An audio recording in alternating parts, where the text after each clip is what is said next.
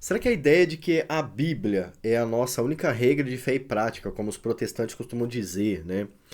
O famoso sola escritura, será que isso está na Bíblia? Você já se fez essa pergunta? Será que a Bíblia ensina que a Bíblia é a nossa única regra de fé e prática?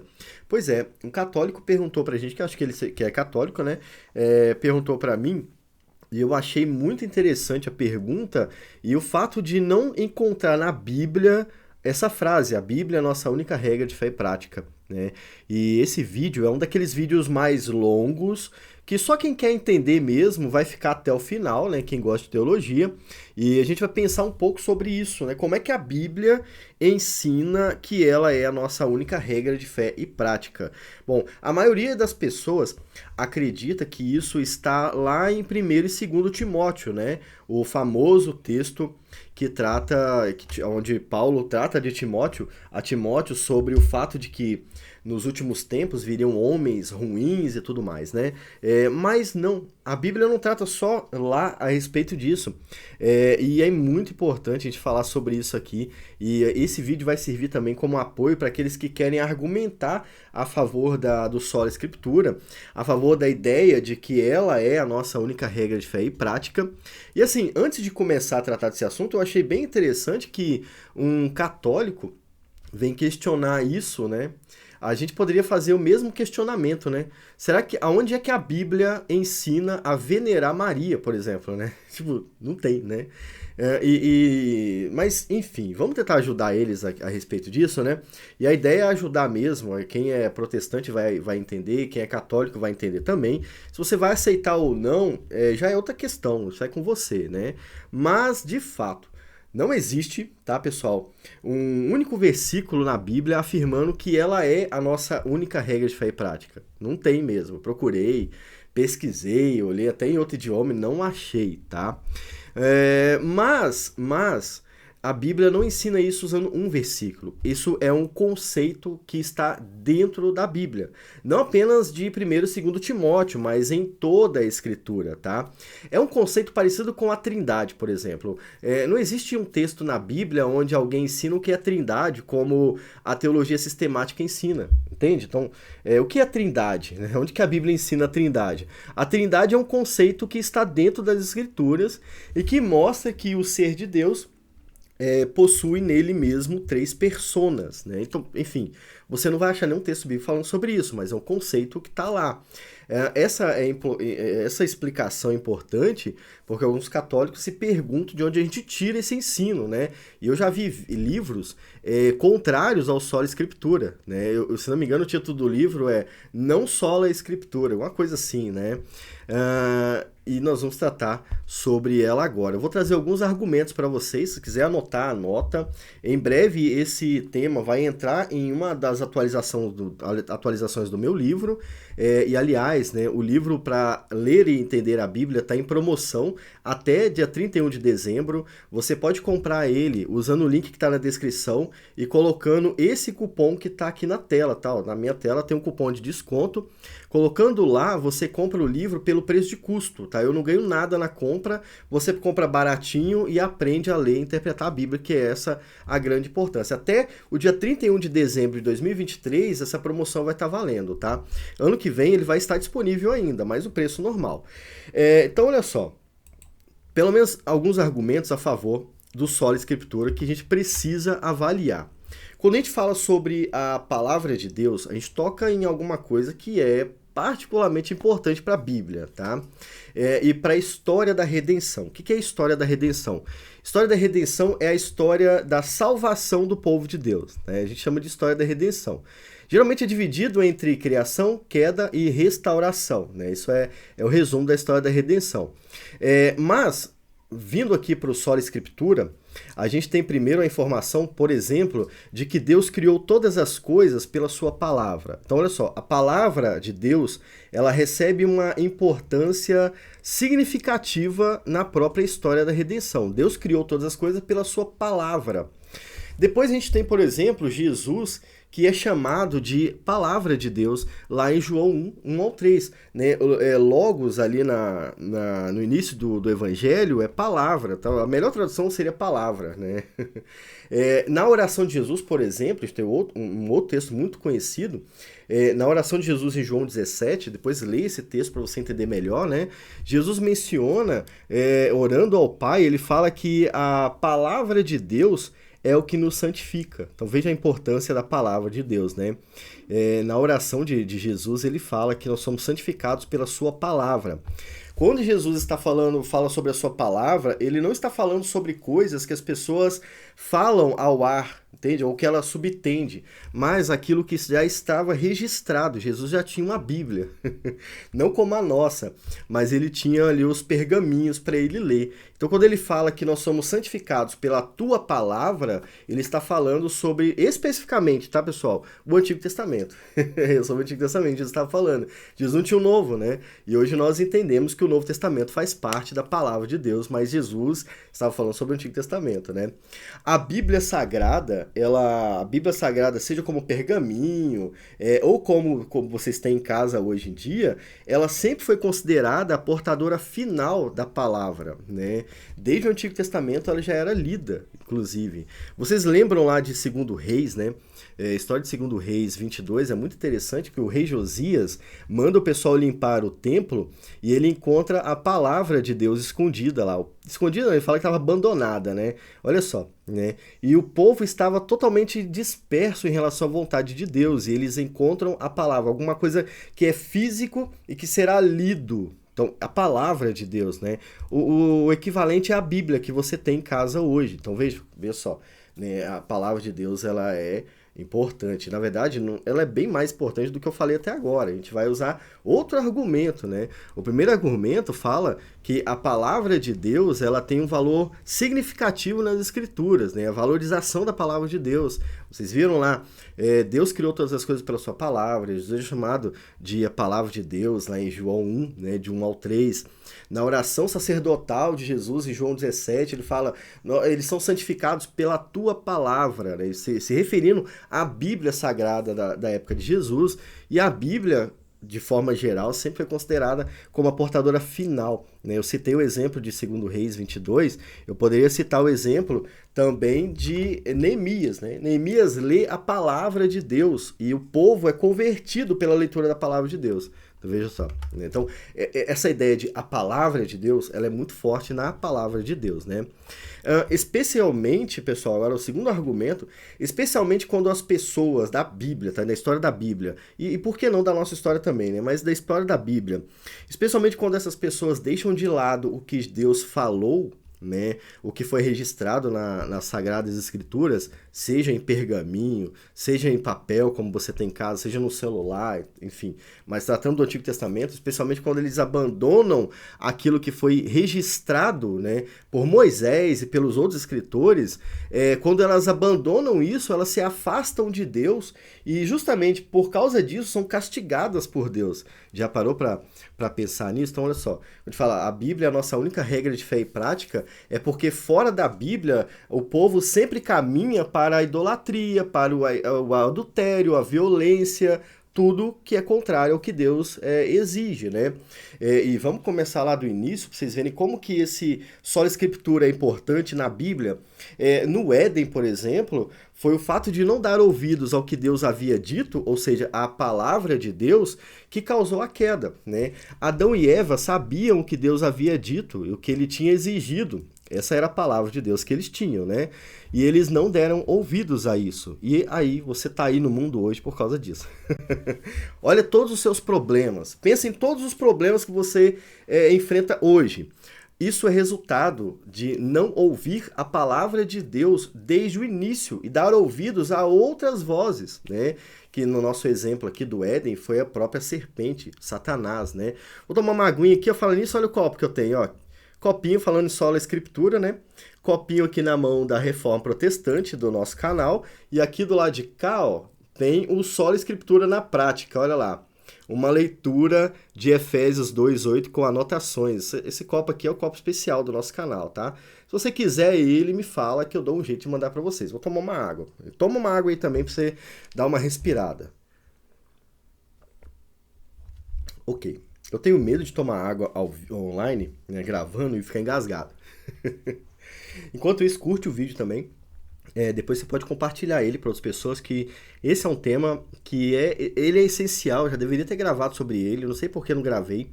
Por isso que eu gosto de ler os comentários. Eu vou analisar os comentários de vocês, se for importante eu vou gravar também, tá? Agora, ó, eu usei o primeiro exemplo no Éden, né? O primeiro casal deixou de lado a palavra de Deus, seguiu os conselhos de Satanás, caiu tudo. Hoje nós estamos aqui por causa disso também. O outro exemplo que eu citei rapidamente lá atrás, né? Em 2 Reis 22, você tem a história do rei Josias, que começa a reinar desde cedo, né? A adoração do povo de Deus estava totalmente deturpada naquela época, tá? O povo de Deus estava adorando outros deuses, e não apenas isso, eles estavam adorando outros deuses dentro do templo, entendeu? Aliás, essa foi a última vez que a Arca da Aliança foi mencionada na Bíblia, na história do povo de Deus. No capítulo 22, o texto sagrado ele é encontrado perdido na igreja. Eu vou chamar assim, fica mais fácil de entender. E por causa disso, por ter abandonado a palavra de Deus, havia cultos a outros ídolos no povo de Deus. Como há hoje, né, infelizmente, havia ídolos dentro do templo, né? Em Ezequiel capítulo 8, por exemplo, o profeta é levado a enxergar a adoração do povo de Deus, né? E eles estavam adorando a Yahvé e a Tamuz, que é uma deusa que não tem nada a ver com a nossa religião. Aliás, eu falo da Tamuz em um vídeo aqui no canal, tá? Eu vou deixar o card dele aqui em algum lugar, vou até anotar aqui, ó. Card da Tamuz, pessoal, é em 11:43, né? 11:43, card, Tamuz, né? É bem interessante a história dessa idolatria aí e como que ela continua no meio do povo de Deus, tá? O nosso desafio é batalhar contra Tamuz.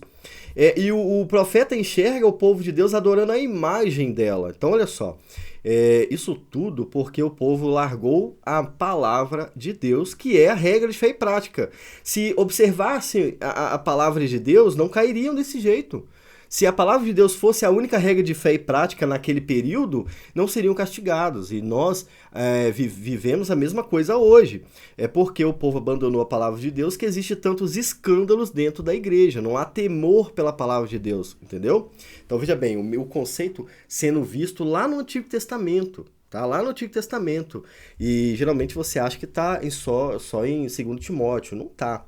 No capítulo 23 de 2 Reis, você pode ir lá e olhar, mostra o culto, como é que o culto estava. Havia até mesmo sodomitas dentro do templo. Dentro do templo, pessoal, um lugar que extremamente santo, havia sodomitas dentro do templo. No versículo 4-18 você vai ver isso aí. Tudo isso aconteceu porque eles esqueceram da palavra de Deus e das suas leis, né? Obviamente, que é o que rege a palavra de Deus, é a vontade dele, né? Não apenas em Ezequiel, em 2 Reis, mas em Neemias, né? No início do livro de Neemias, a gente tem uma referência muito importante da lei. Vocês sabem que o povo de Deus cai em pecado religioso, ele cai lá em Juízes, né? Você sabe por que o povo judeu ainda é castigado? Por causa de Juízes, do que aconteceu em Juízes, tá? O povo de Deus em Juízes abandona Yahvé e começa a adorar outros deuses. O problema sempre foi a adoração a ídolos, tá? A adoração a deuses, como acontece hoje, infelizmente, no catolicismo. A adoração a pessoas, como acontece no catolicismo e no protestantismo. É isso que gera a queda da igreja ao longo da história, tá? Mas lá em Neemias capítulo 1, o profeta, né? Neemias não é um profeta, era, né? É um reformador, eu acho que seria o melhor para Neemias, né? Ele ora a Deus e na oração dele, ele lembra sobre a história do seu próprio povo. E ele está lembrando lá da lei, onde fala que se o povo abandonasse a vontade de Deus, Deus os espalharia e os perseguiria por toda a terra. Isso está em Neemias 1, 5 e 8. Dá uma lida lá que você vai ver. Então veja a importância do sola escritura no povo de Deus. O próprio Neemias, ele confessa, né? Tipo assim, Senhor, confesso que o nosso povo abandonou sua palavra e por isso o Senhor nos castigou, está nos castigando até hoje, tá? E aí lá no capítulo 8 de Neemias, você tem a leitura da lei de Deus, é um dia lendo a palavra de Deus, você tem o efeito disso no povo de Deus. Eles caem chorando, né, e se arrependem de seus pecados. Então veja bem, isso mostra a importância do sola escritura. Ah, mas o sola escritura é importante, mas a palavra do padre ou do papa tem o mesmo valor. Não, não tem o mesmo valor. Ao longo da história não teve valor. E no final também não vai ter, pessoal. Então presta atenção. Se o Papa estiver dizendo o que a Bíblia diz, aí obviamente ele está falando a mesma coisa da Bíblia, né? E isso é o esperado. Mas se ele não está falando, é rejeitável, né? Rejeita a palavra do Papa ou do pastor, se ele não estiver falando a palavra de Deus. Até porque se você acatar e seguir o que ele está falando, e o que ele está falando não está na Bíblia, você será condenado junto com ele. Deus vai te castigar por isso, por abandonar a palavra de Deus. Veja que ao longo da história da humanidade, isso foi demonstrado. Falamos aqui, ó, vamos pensar desde o início, né? Eu falei sobre Gênesis 1, eu falei sobre João 1, João 17, 2 Reis, né, 22, 23, Neemias 1, Neemias 8, Ezequiel capítulo 8 e capítulo 9, vários, e tem mais, né, porque eu não li tudo, mas o livro, por exemplo, de Isaías o tempo todo falando sobre o pecado do povo. E o pecado do povo é sempre ter abandonado a vontade de Deus que estava naquilo que a gente pode chamar de palavra de Deus. Os profetas, por exemplo, pessoal, quando eles vão profetizar, eles não estão considerando que a sua palavra é um livro da Bíblia. Eles falam da lei de Deus, sabe? Eles estão falando especificamente do Pentateuco, né? E hoje nós entendemos que aquele livro é sagrado e tudo mais. Na época de Jesus já havia esse consenso, né? Mas o problema todo é que as pessoas abandonaram a palavra de Deus. Então, só a Escritura está aí. Ele está o tempo todo mostrando a importância da palavra de Deus, né? E no Novo Testamento nós temos o mesmo ensino, obviamente, né? A parte mais conhecida do Sola Escritura é o Novo Testamento, né? Quando a gente chega no Novo Testamento, a gente encontra um povo que estava ainda sofrendo por causa desse abandono das Escrituras. Você lembra, por exemplo, do Sermão do Monte? Toma uma água aqui de novo. Toma uma água comigo, ó. A aguinha aqui do Efésios 2, versículo 8. Ó. Vamos tomar uma aguinha.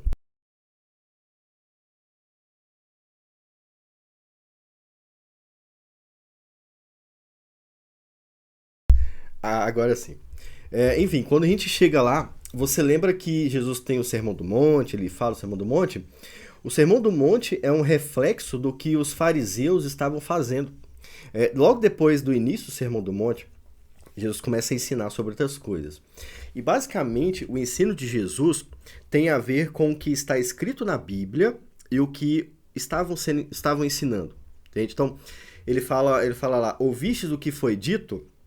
Quando ele fala isso, ele não está falando sobre o que estava escrito na Bíblia, ele está falando sobre o que os fariseus estavam ensinando.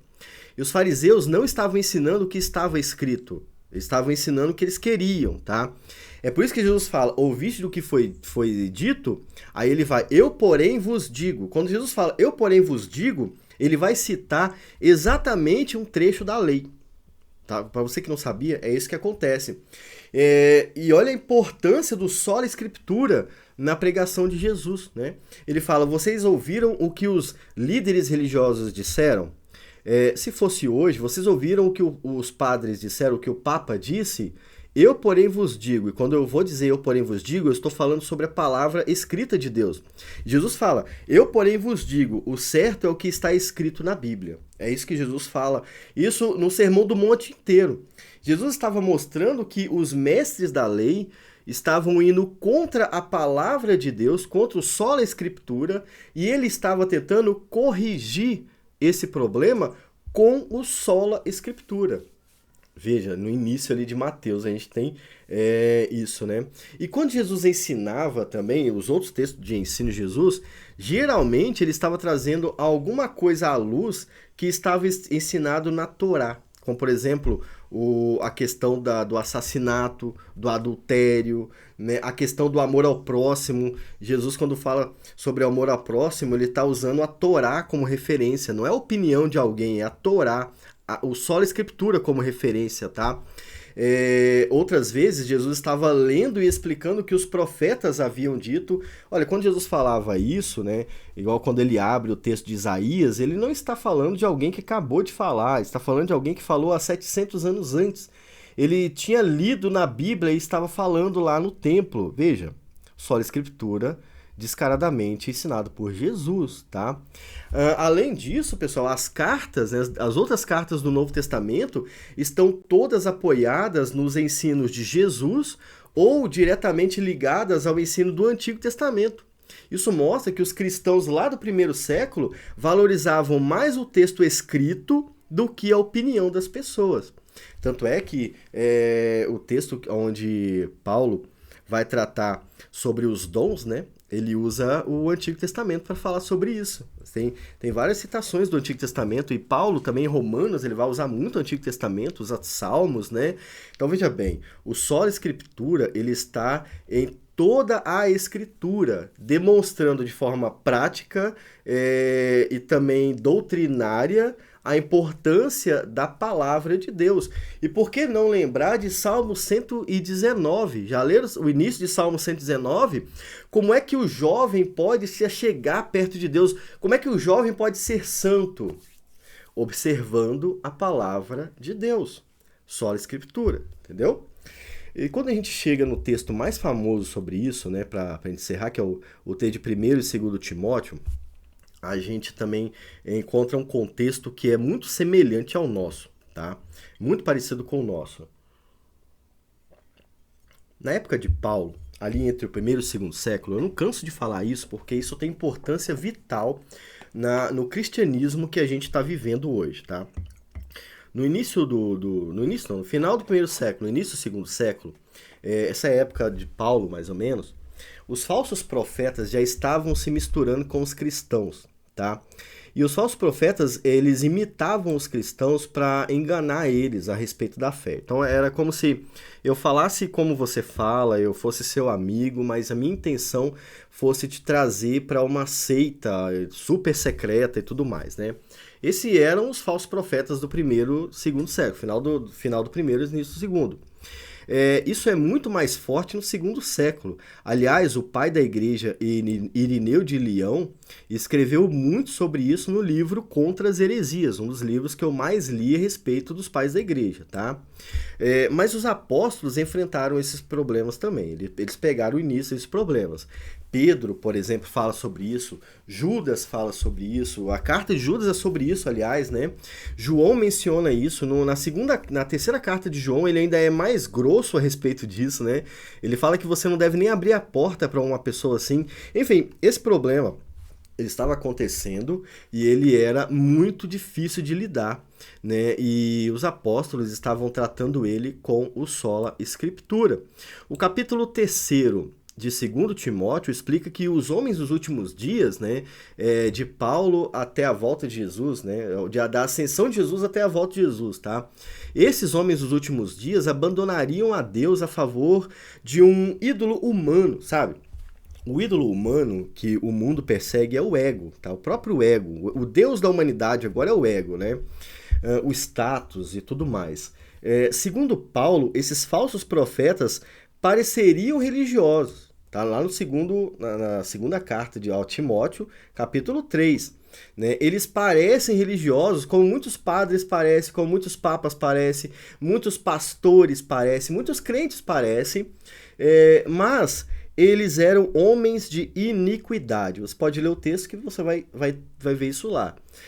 No final do 3º capítulo, é até bom você dar uma lida depois, no final do 3º capítulo, Paulo orienta Timóteo a que se firme naquilo que ele aprendeu. Tipo assim, Timóteo, permanece naquilo que você aprendeu desde o início, tá? Não vai se deixar levar por essas novas ideias, por esses homens, não. Permanece no que você aprendeu.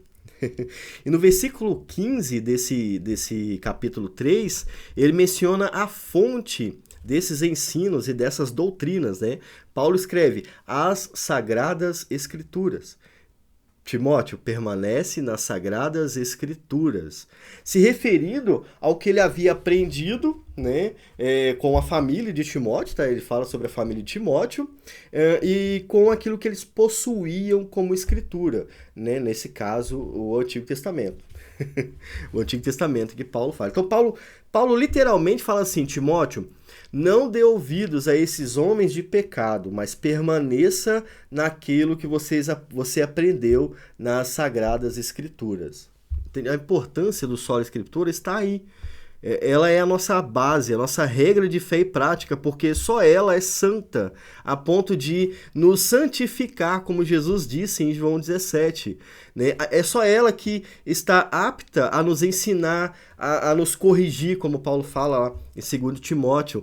E ela é que foi deixada por Deus para guiar o seu povo, a partir da leitura, da exposição dela. Né?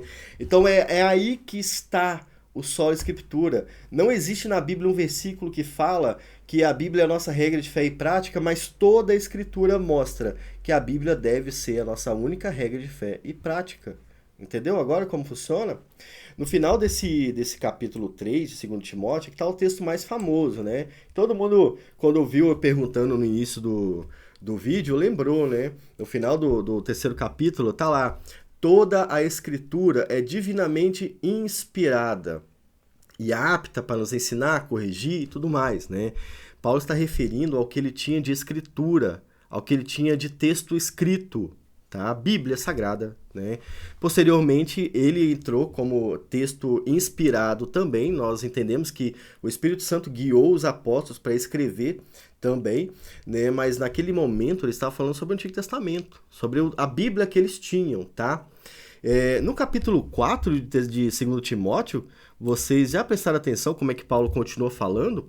Ele dedica vários textos a respeito disso. Esse problema é tratado em 1 Timóteo, e em 2 Timóteo é tratado também, né? Mas aqui é 2 Timóteo, no capítulo 4, nós temos o mesmo ensino.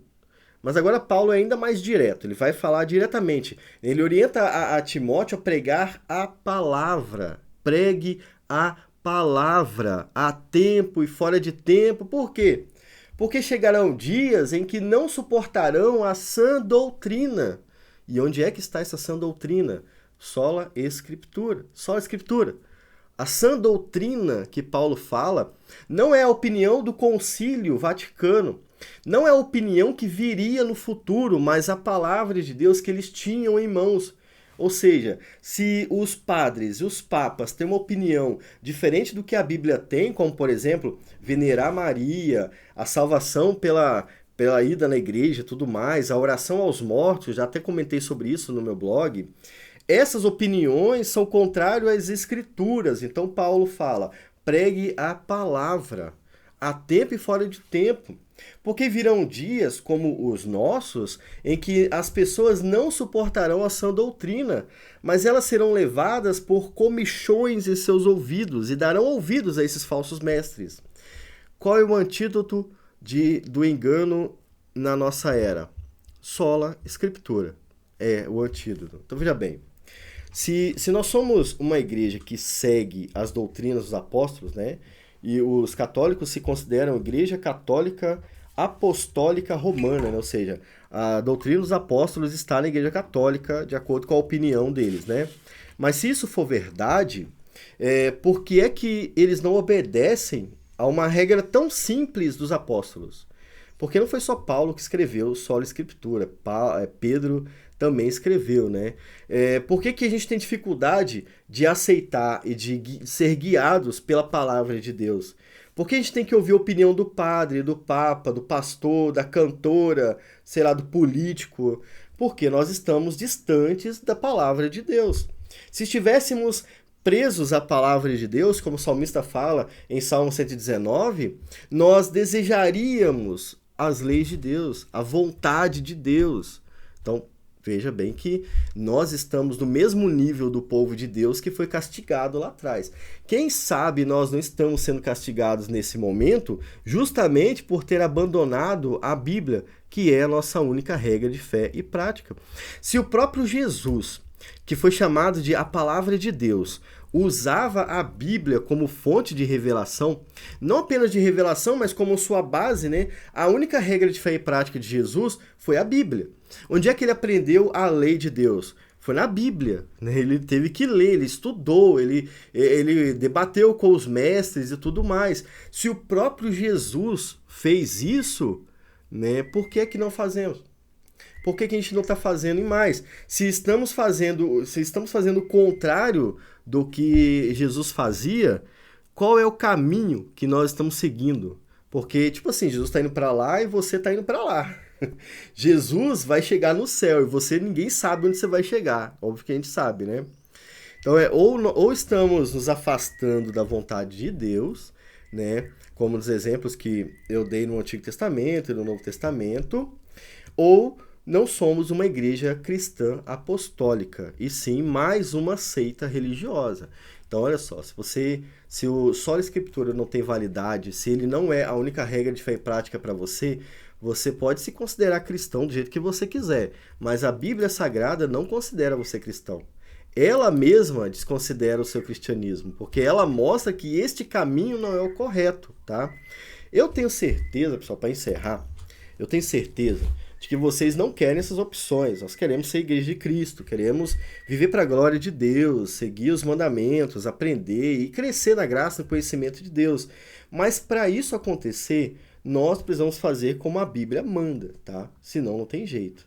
A opinião da Bíblia é a opinião que vale. O só a Escritura vale mais do que o padre, o pastor, seja lá quem for, tá bom? Espero ter respondido nesse vídeo a questão do só a Escritura. Vou aguardar os comentários e, é claro, se tiver comentário bom, eu vou fazer mais um vídeo comentando aquilo, porque eu considero que esses temas sejam o que vocês precisam, já que vocês pedem eles, né? Fiquem com Deus, curta, se inscreva no canal e tchau. Até a próxima aí. Tem mais vídeo aqui no canal também, assista os outros vídeos, beleza? Tchau, tchau.